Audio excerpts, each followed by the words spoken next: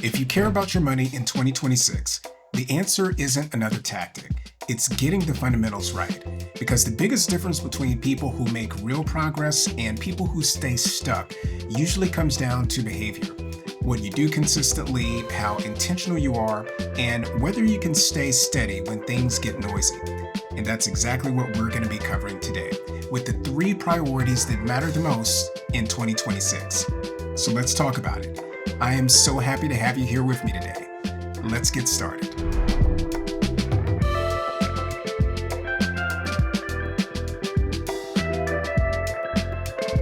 Now, if you want to get your finances right this year, the first place to look isn't your income, it's your spending.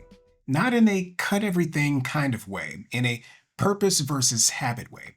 Some spending is intentional and valuable. It actively improves your life and supports what matters most to you.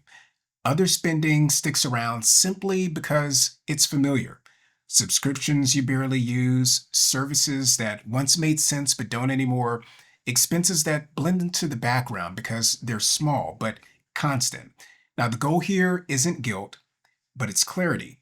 A simple question to ask yourself is, would I actively choose this again today?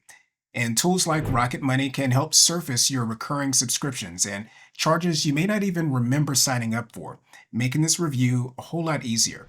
Now, intentional spending will stay, but spending that no longer serves you goes. And that's how you free up cash without feeling like you're depriving yourself. A lot of people struggle financially because they're waiting for a big win, the perfect month, that perfect market move, the moment that suddenly everything clicks. But that's not generally how progress happens. Now, in 2026, I want you to focus on small and repeatable actions that you can sustain and grow over time. For example, if you have a 401k or another employer-sponsored plan, then why don't you increase your contribution by just 1%, or start at 1% if you're not contributing yet. If saving feels overwhelming, then start with something simple like $100 a month into a separate high-yield savings account. Now, if you're working on debt, why don't you commit to doubling your minimum payment or adding a small fixed extra amount each month? The numbers themselves aren't the point, but the habit is. The goal isn't to overhaul your finances overnight. It's to pick one change that you can stick with and let time work in your favor. You don't need a home run. You need progress that you can repeat. Now, once you've clarified your spending and started building a few small repeatable habits, the next step is deciding how you're going to make financial decisions when things get uncomfortable. The point here isn't about doing more, but it's about deciding in advance. Because markets will move, rates will change, headlines will always try to pull you in different directions. So the practical recommendation here is this. Write down your rules before emotions enter the picture. For example, decide what percentage of your income you're saving or investing and commit to not changing it based on headlines. Decide what would actually cause you to adjust your plan, like maybe a job change or a major life event, and the things that won't. Decide what on track looks like for you so that you're not constantly second guessing yourself.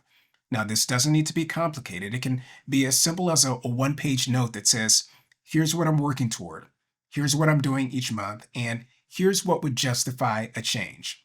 Now, once those decisions are made, your job isn't to react, but it's to follow through. And that is how emotional discipline shows up in real life. And one last thing I want you to think about, and this is going to be a bonus point. If you've made financial mistakes before, that is normal. We've all been there. Everyone has.